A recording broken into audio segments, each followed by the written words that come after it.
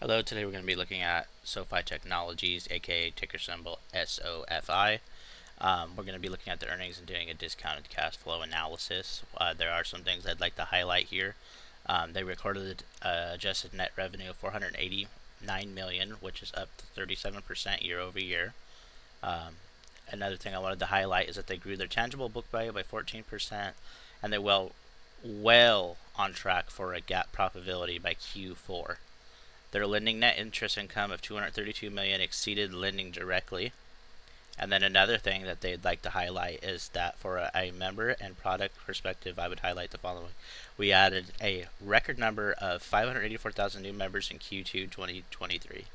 Bringing total members to 6.2 million, up 44% year over year. Our second highest quarter ever of new products in Q2 of 847,000 bought total products to 9.4 million, up 43% year over year. Their financial products are up and they grew by 47%. And then lending products were up 25% year over year. So SoFi Technologies is having huge growth, and this is without student loans. Now, another thing that they would like to do is the lending adjusted their net revenue of 322 million, 29% year over year. The personal loans, that's up 51%, and it was a record 3.7 billion. So there's a lot of things in here that have that they're showing a lot of improvement on. It's still growing on, and I have a lot of conviction for SoFi going forward. This is just their earnings transcript. It's pretty big. You can, as you can see here, like overall, this resulted in a 43% adjusted EBITDA margin year over year. The GAAP net losses were 48 million this quarter, which is a $48 million improvement year over year. That's huge.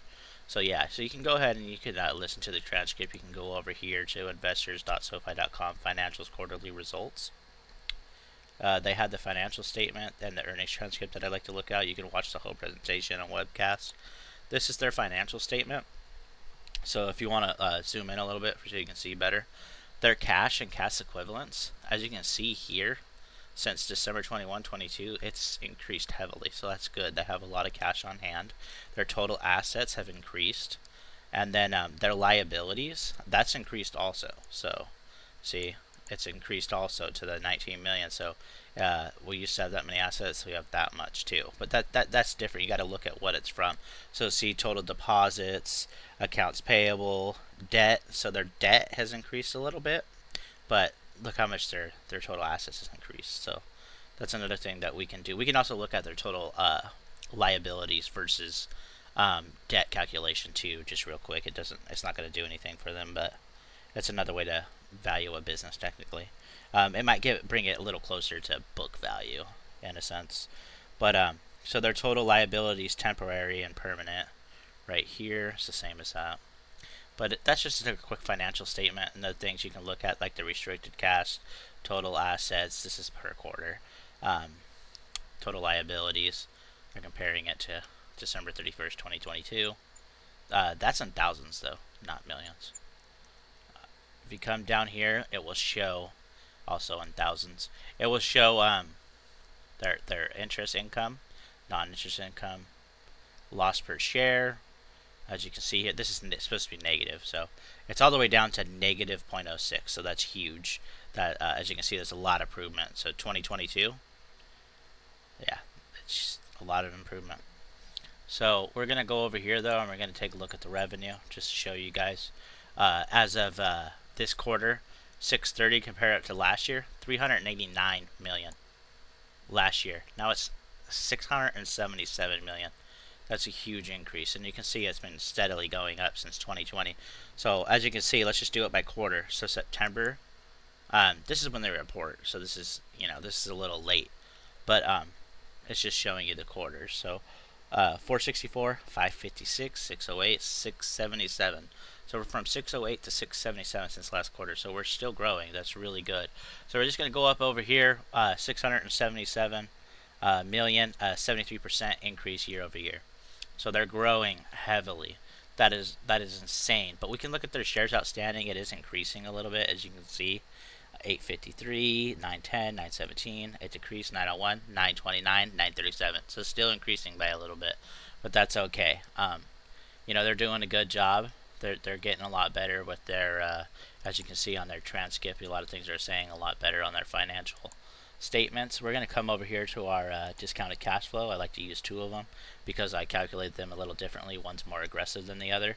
We're going to go ahead and we're going to take that number again. Remember, always come over here in the revenue if you're using micro trends, and then you can click on shares outstanding. It's the 937. So we're going to put that in here since this works in millions as well. 937. We're going to go over here and we're going to do 5% of their revenue, which seems to have been doing pretty good for me because I've made a lot of money with Sofi already. Right now, I mean, since SoFi's down, I'm not as profitable as I was a few weeks ago. See, it's down to 8.65 as the last market close. I think we reached like 12 something without looking at the chart, just off the top of my head. I did end up selling some at like 11.50. I had a covered call that sold. And you know that was pretty good. But now I've been selling puts at $7. Try to get back in.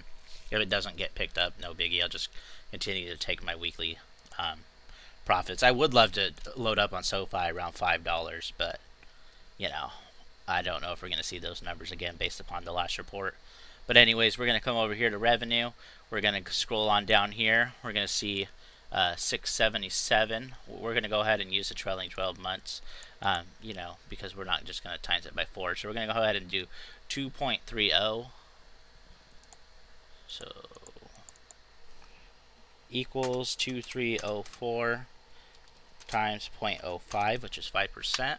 We're going to get 1152, 115, so we're going to put 115. Growth rate, oh, we could say, what was it? 37%. They're currently growing at a 37% growth rate. 37% year over year for revenue. So we're going to go ahead and give ourselves a little bit of discount margin here. We're going to say 25%.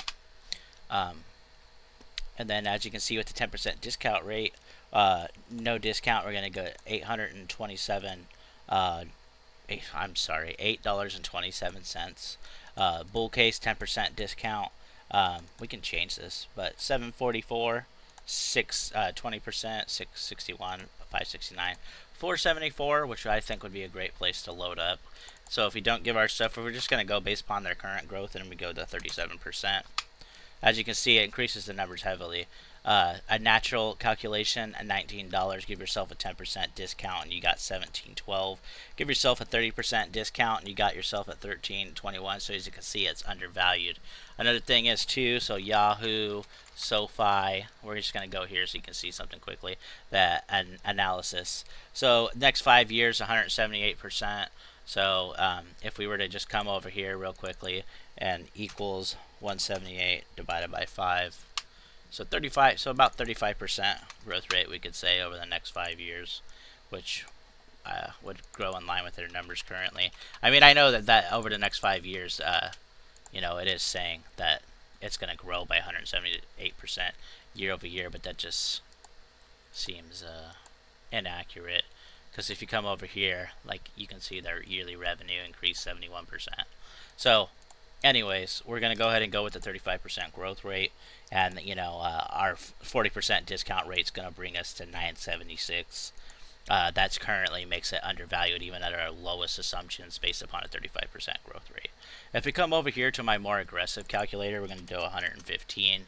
We're going to do that growth rate of 25 just to show you in case they don't hit their numbers anymore. 937 outstanding shares. It's going to bring us to $14.45. But let's go ahead and throw in that 35 growth rate, you know, just to grow with the other numbers. As you can see, $31.34. This is an aggressive one, so that's why I do apply this discount rate here, so that 20% discount rate. Give ourselves extra margin of safety if you're going to be that aggressive with your assumptions. It brings us to $25.07, so you can see it would be extremely undervalued.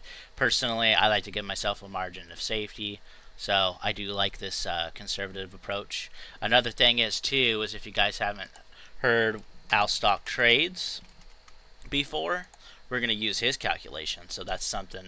Why did I not go to his website? I'm sorry. alstocktrades.com. Oh, I could have just clicked on it in his Twitter.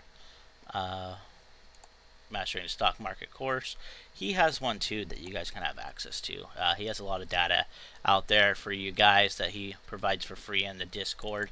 So we're going to go ahead and use my assumptions on his 10 years of growth, 35% discount rate. If I'm not correctly, I think Mr. Alstock Trades did a SoFi video not too long ago, and he just did that for some of us in the Discord. He knows that a lot of us like to follow it, so that's really cool of him.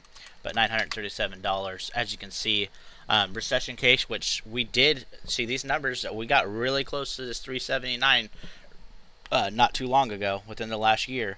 But as you can see, the bear case, 807, and we're approaching that number very quickly within the stock market. But base case, 1121, undervalued, 1661, undervalued. His is a lot more conservative than mine. We've talked about this before. His approach is, but so like if you were to go to that 25% discount rate, look how big a difference the numbers are. $8.27 on the bull case. So, if a 25% growth rate for SoFi seems very reasonable and attainable, so buying right now wouldn't be horrible.